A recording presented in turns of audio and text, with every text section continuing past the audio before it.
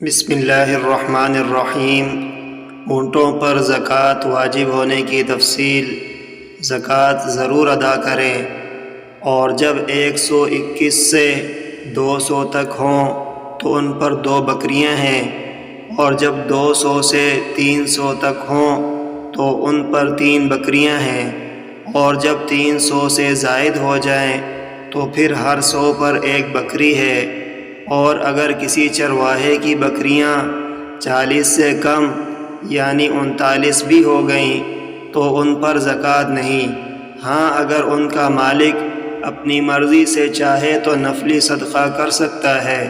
صدقہ میں بوڑھی بکری، عیبدار اور سانڈ نہیں دیا جائے گا، مگر جو صدقہ وصول کرنے والا چاہے اور صدقے کے اندیشے کے پیش نظر متفرق مال کو جمع کیا جائے، نہ اکٹھے مال کو متفرق کیا جائے۔